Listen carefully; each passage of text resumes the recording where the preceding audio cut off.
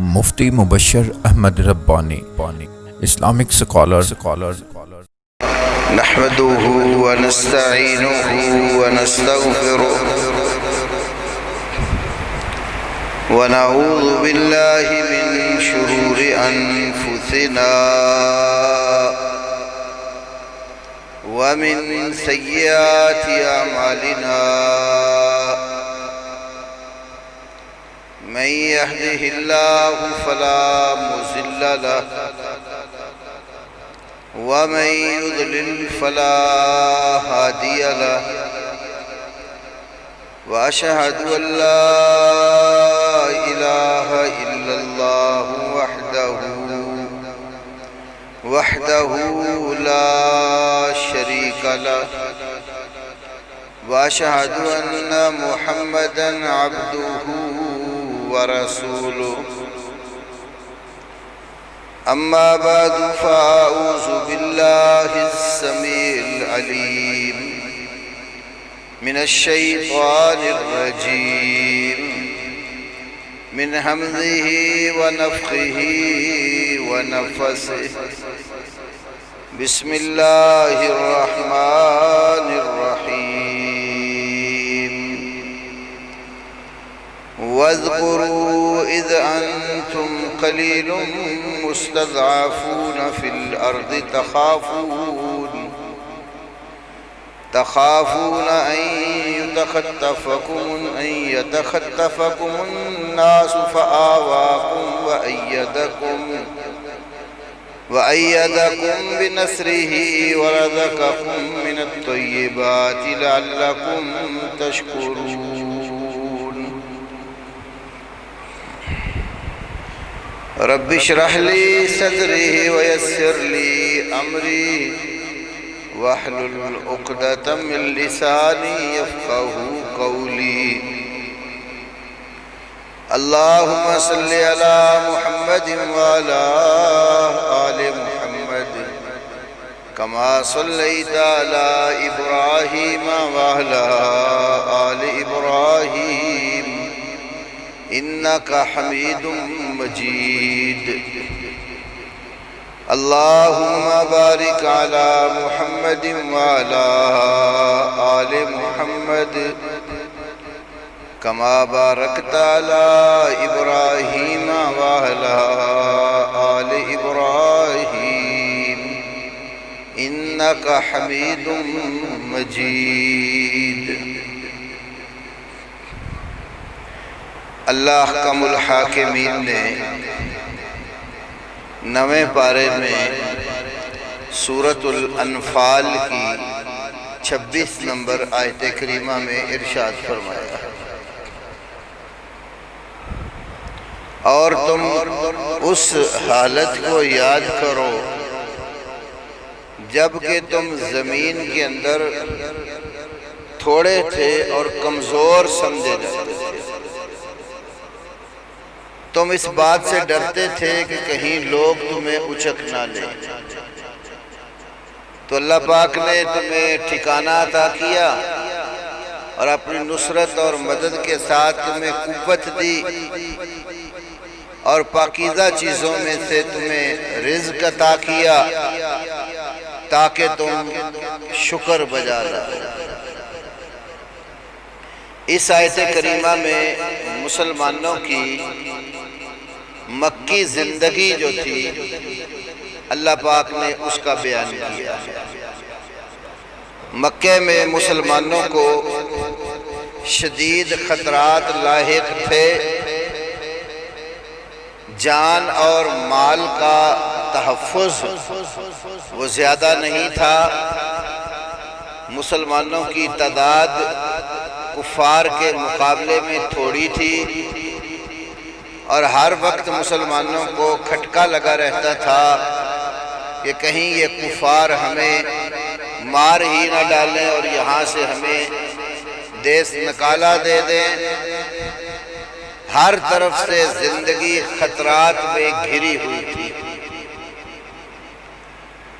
تو پھر اللہ رب العالمین نے اپنا فضل کرتے ہوئے مسلمانوں کو مکہ سے ہجرت کر کے مدینہ جانے کی اجازت دے دی، اور مدینہ میں نبی کریم صلی اللہ علیہ وسلم کی نصرت اور مدد کے اسباب پیدا کر دیے۔ 12 مختلف قبیلوں سے سردار اکٹھے ہو کر ایک رات نبی کریم صلی اللہ علیہ وسلم سے مکہ کے قریب ایک گھاٹی میں ملتے ہیں اور مشاورت ہوتی ہے۔ پھر اللہ کے نبی صلی اللہ علیہ وسلم کو اللہ کی طرف سے ہجرت کا حکم بھی مل گیا، تو مکہ چھوڑ کر مدینہ میں آ کر آباد ہو گئے، اور وہ روئے زمین پر مسلمانوں کی پہلی اسلامی حکومت بنی۔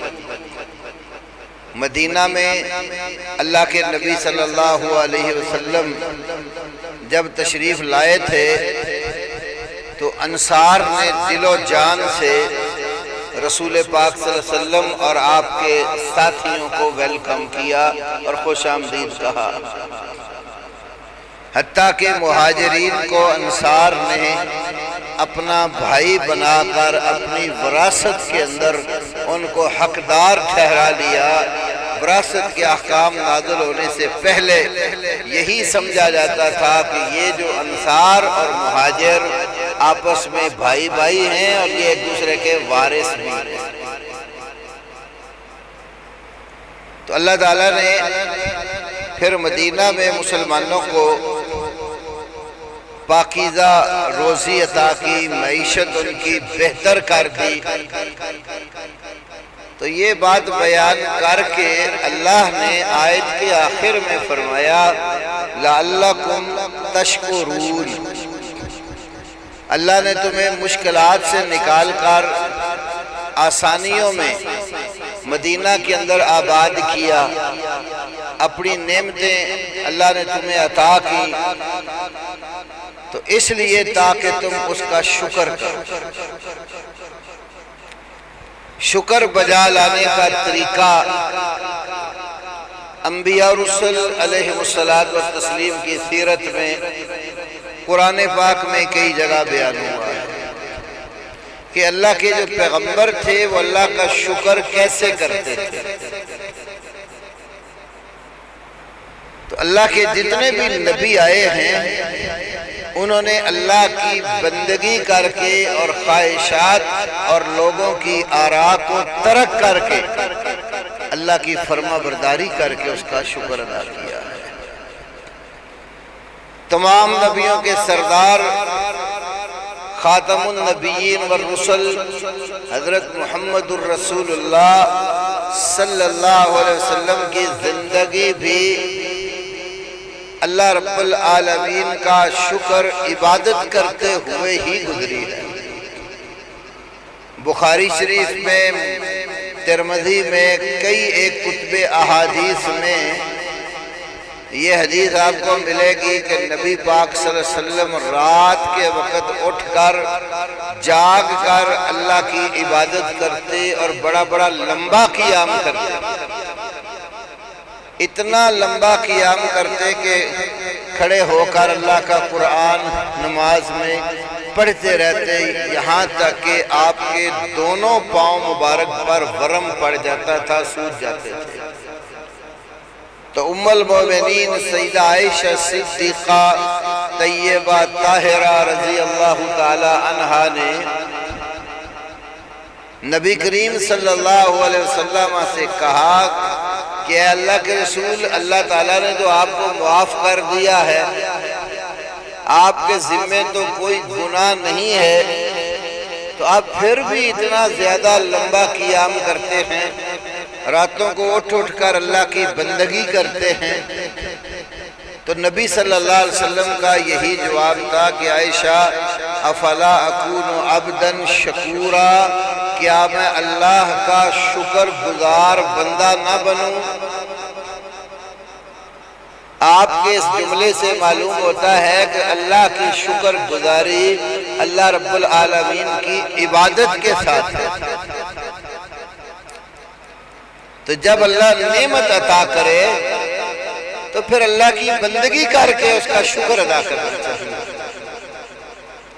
آج کا جو دن ہے 14 اگست کا، یہ مسلمانان پاکستان کے لیے بڑی اہمیت کا حامل ہے۔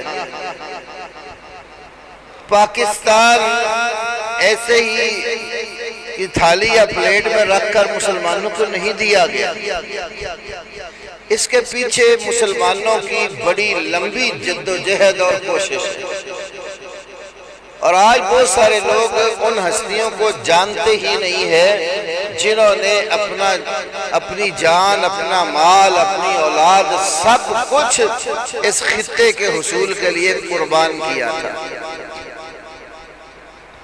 مسلمانوں نے برس غیر پاک و ہند پر حکومت کی۔ پھر برطانوی راج جب آیا، برطانیہ یہاں تجارت اور معیشت کے جھانسے دے کر برصغیر میں داخل ہوا۔ تاریخ پڑھنے والے طالب علم جانتے ہیں کہ ایسٹ انڈیا کمپنی کے نام پر برطانیہ یہاں داخل ہوا، اور اکثر کفار اور مشرکین کی یہ سازش رہی ہے کہ مسلمانوں کو معیشت کا جھانسا دے کر مسلمانوں کے خطوں اور علاقوں پر قبضہ کرتے رہے۔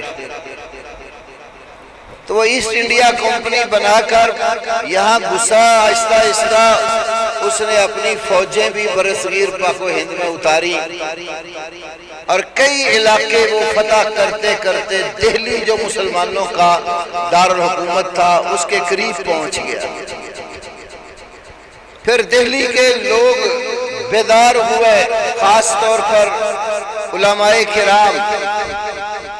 دہلی میں ایک بہت بڑا علمی مرکز تھا جس کو دارالحدیث الرحمانیہ کے نام سے دنیا جانتی ہے، اور وہاں پر اس وقت کے کبار علماء، محدثین، مفسرین کے استاد سید محمد نذیر حسین محدث دہلوی رحمۃ اللہ علیہ ہوا کرتے تھے، جو شاہ ولی اللہ رحمہ اللہ کی مسند کے وارث بنے۔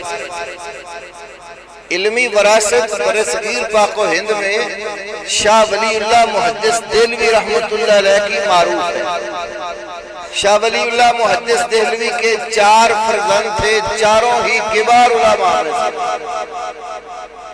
شاہ عبد القادر، شاہ رفیع الدین، شاہ عبد العزیز اور شاہ عبد الغنی۔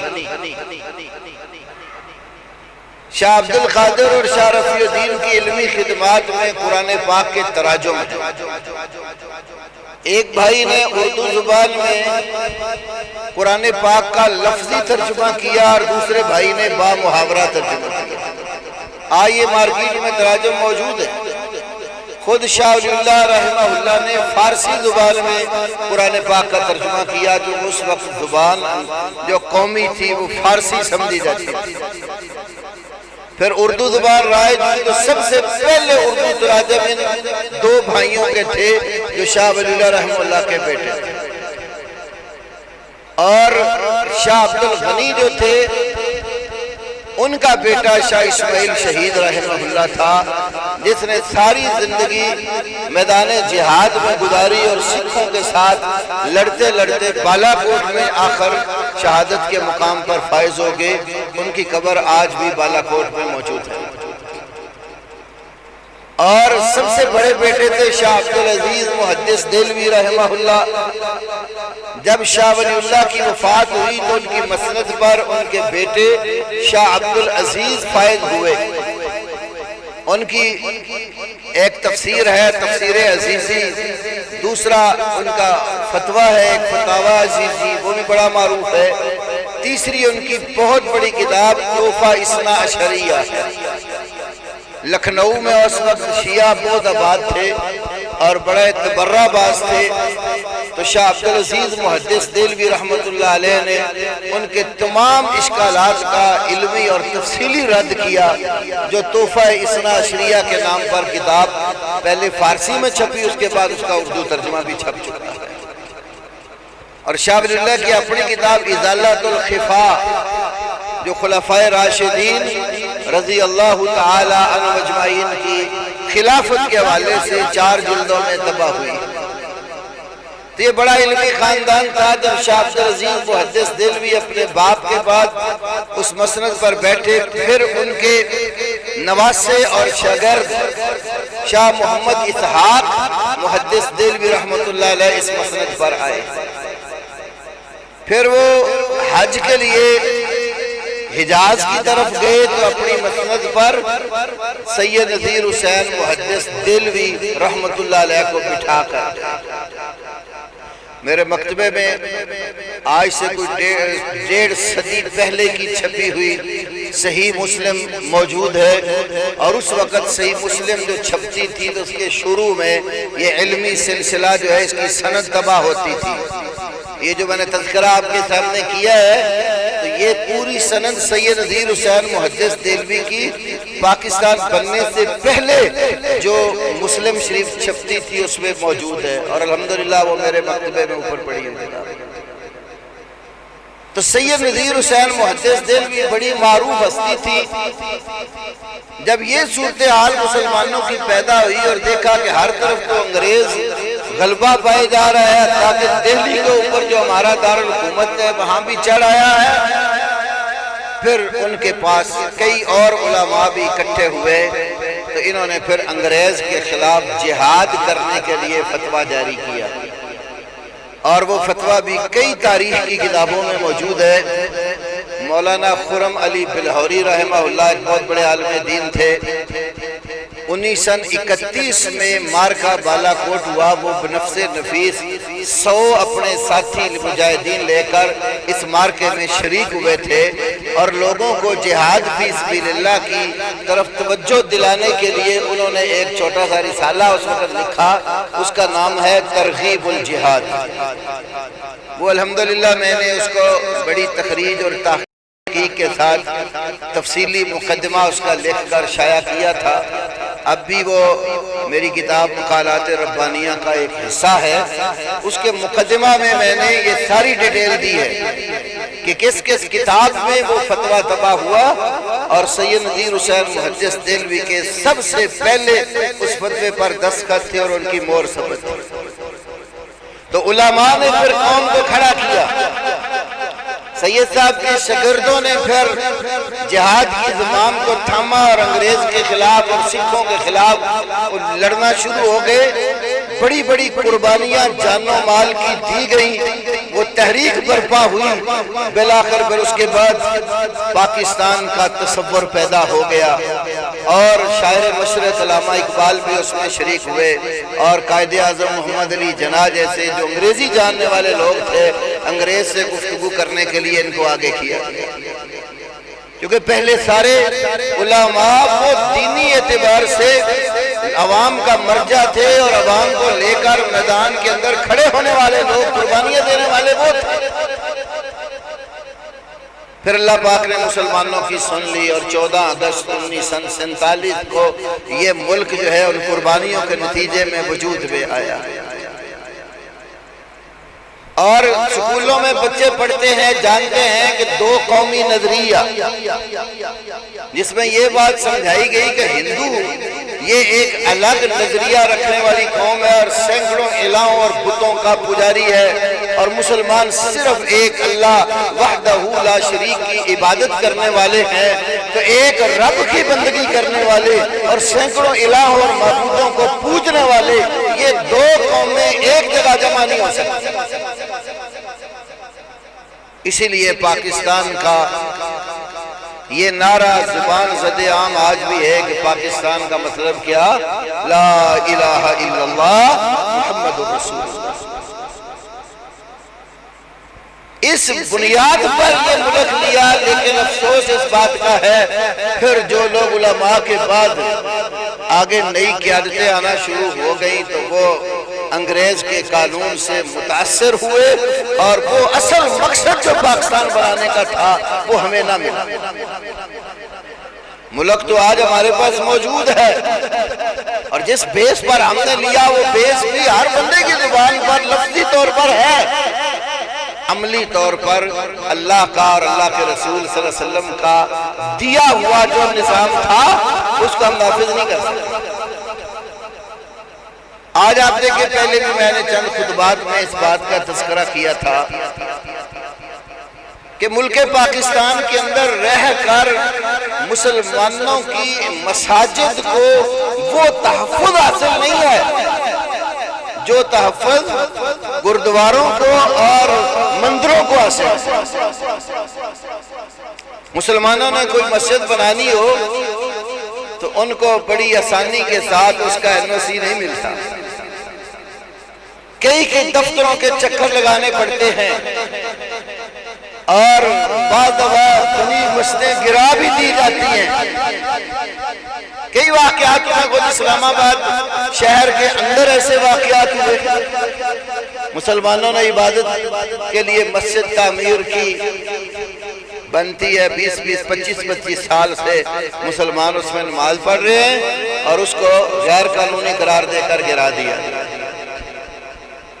اپنی جائیدادیں غیر قانونی ہوں تو ان کو ریگولیٹ کرنے کے قاعدے ان کو نکل آتے ہیں، لیکن مسلمانوں کی عبادت کے لیے جگہ کو مختص کیا ہوا اس کے لیے کوئی ان کے پاس نظام نہیں ہوتا،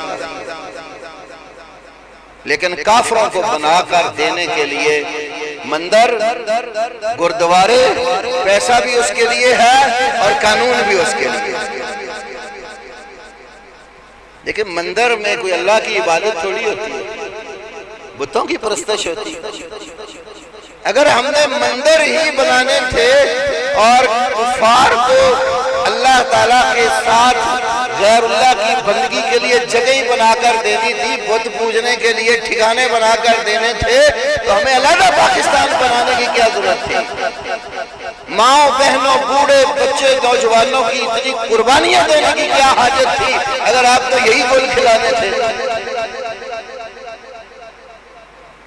پاکستان میں آپ کو باقی ہر طرح کے معاملات کی آزادی ہے، اگر آزادی نہیں ہے تو آپ کو اپنے اسلام کو مکمل طور پر نافذ کرنے کی آزادی ہے۔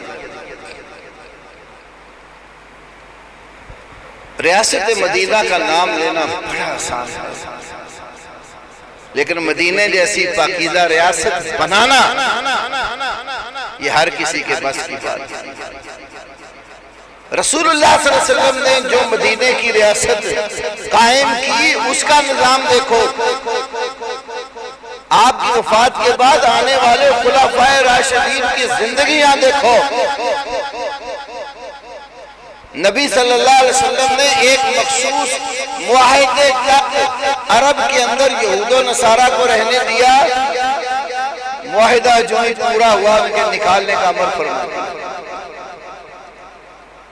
آپ صلی اللہ علیہ وسلم کی بڑی مشہور ترین حدیث ہے، بخاری، مسلم اور کئی بڑی صحیح ترین حدیث کی کتابوں میں، اخرج الیہود والنصارى من جزیرۃ العرب۔ دوسری حدیث کے الفاظ ہیں اخرج المشرکین من جزیرۃ العرب۔ مشرکین کو، یہودیوں کو، عیسائیوں کو جزیرہ عرب سے نکال دو۔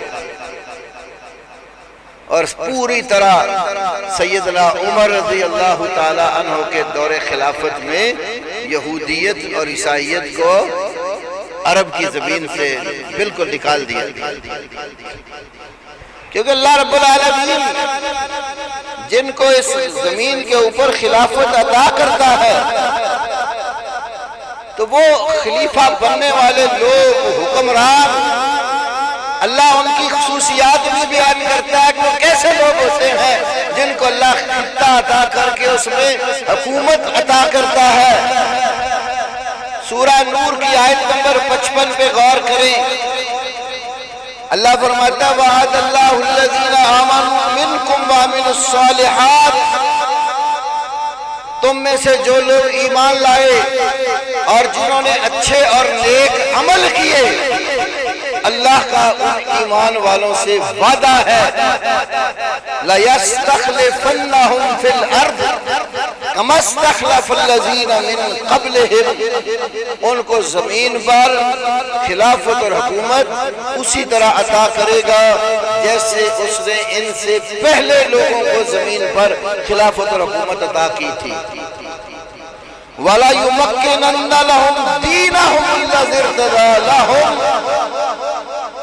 اور جو دین اللہ پاک نے ان کے لیے پسند کیا ہے اس کے لیے ان کو زمین کے اندر قوت دے گا، نافذ کرنے کی اللہ طاقت عطا کرے گا۔ اور وہ کیا کریں گے؟ وَلَا يُبَدِّلَنَّهُم مِّن بَعْدِ خَوْفِهِمْ أَمْنًا، وہ خوف کے بعد ضرور بالضرور اس زمین کے اوپر امن پیدا کر دیں گے، خوف کو امن میں بدل دیں گے۔ یعبدوننی لا یشرکون بی شیئا، دیکھیں آپ اللہ خلیفہ وقت کی، حاکم وقت کی کیا صفت بیان کرتا ہے کہ اللہ جب کسی مسلمان کو زمین پر حکومت دیتا ہے وہ حاکم کیسے ہوتے ہیں؟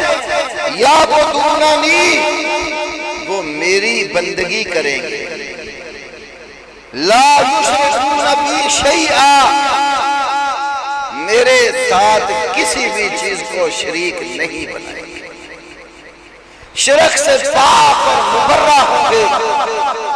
یہ پیشانی جس مالک نے عطا کی ہے صرف اسی کے آگے جھکائیں گے، اللہ کے در کو چھوڑ کر کسی اور در پر سجدہ ریز نہیں ہوں۔ لا یشرکون بی شیئا ومن کفر بعد ذلک فاولئک هم الفاسقون، اللہ تعالیٰ فرما رہے ہیں کہ جو بندہ اس کے بعد بھی کفر کرے گا بد اعمال اور فاسق لوگ وہی۔ ایک تو یہ سمجھا دیا کہ جو مسلمان حاکم ہوگا صحیح معنوں میں وہ اللہ کا عبادت گزار ہوگا اور شرک بالکل نہیں کرے گا،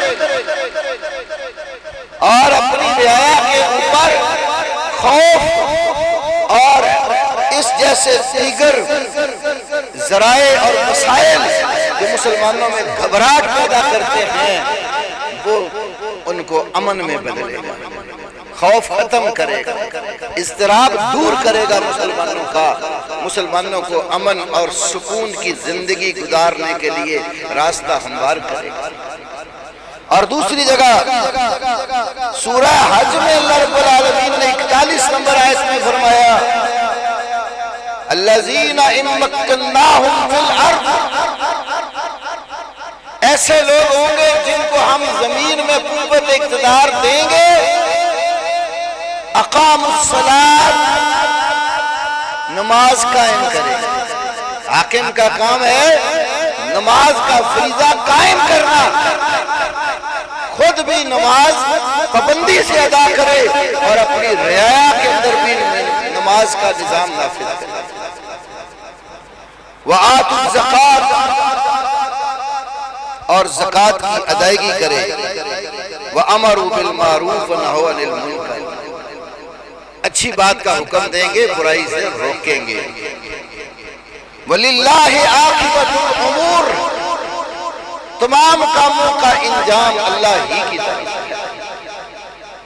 تو قرآن کی ان دونوں آیتوں کو اگر آپ سامنے رکھیں اور غور کریں کہ اللہ حکم الحاکمین نے مسلمان حاکم کی کیا صفتیں بیان کی، جب اللہ کی بندگی کرنے والا ہوگا، شرک نہیں کرنے والا ہوگا، تو کیا ایسا شخص یہ گوارا کر سکتا ہے کہ اس کے حکم پر، اس کے آرڈر پر مسلمانوں کے مال و متاع کے ساتھ کافروں کی عبادت گاہیں بنائی جائیں گی جہاں پر وہ خود پوجیں گے؟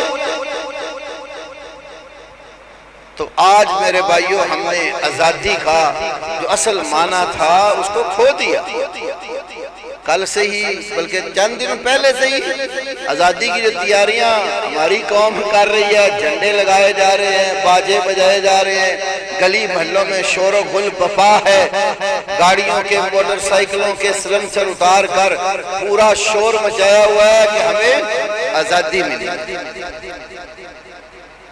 موسیٰ علیہ السلام کی قوم کو بھی اللہ پاک نے فرعون سے آزادی عطا کی، اور انہوں نے اس آزادی کی نعمت پا کر اللہ کا شکر کیسے ادا کیا؟ بخاری اور مسلم کی حدیث ہے، اور مسلم میں یہ شکر والے الفاظ بھی ہیں کہ اللہ کا شکر کرنے کے لیے وہ 10 محرم کا دن تھا تو انہوں نے عاشورے کا روزہ رکھا۔ جب رسول پاک صلی اللہ علیہ وسلم مدینہ میں تشریف لائے تو یہود آباد تھے، کچھ وہ روزہ رکھتے تھے۔ آپ نے پوچھا بھائی تم لوگ روزہ کیوں رکھتے ہو؟ تو انہوں نے کہا اللہ تعالیٰ نے ہمیں اس دن فرعون کے عذاب سے نجات عطا کی تھی، فرعون کو ڈوب کر اللہ تعالیٰ نے ڈبو کر اس کو مار دیا تھا اور اس کی قوم کو بھی، اور ہمیں نجات دی تھی۔ ہم شکریہ ادا کرنے کے لیے اللہ کا روزہ رکھتے ہیں۔ پھر نبی پاک صلی اللہ علیہ وسلم نے فرمایا کہ پھر میں تمہارے مقابلے میں موسیٰ علیہ السلام کے زیادہ قریب ہوں، اور ہم بھی زیادہ حق رکھتے ہیں اللہ کا شکر ادا کرنے کا۔ آپ نے خود بھی عاشورے کا روزہ رکھا اور صحابہ کو بھی عاشورے کا روزہ رکھنے کا حکم فرمایا۔ رمضان کے روزوں کی فضیلت سے قبل عاشورے کا روزہ لازمی سمجھا جاتا تھا، فرضیت اس کی بعد میں منسوخ ہوئی، اور استحباب اور فضیلت اس کی باقی ہے۔ جب رمضان کے روزے فرض ہو گئے اس کی فرضیت ختم کی گئی ہے، لیکن اس کا مستحب ہونا اور افضل ہونا اور باعث جو ثواب ہونا وہ شریعت نے قائم رکھا۔ تو اس سے کیا معلوم ہوتا ہے کہ آزادی کی نعمت ملے تو روزہ رکھو، عبادت کرو اللہ کی، فضول کام لہو و لہب سے اجتناب کرو، اور صحیح معنوں میں اللہ کے بندے بن کے زندگی گزارو۔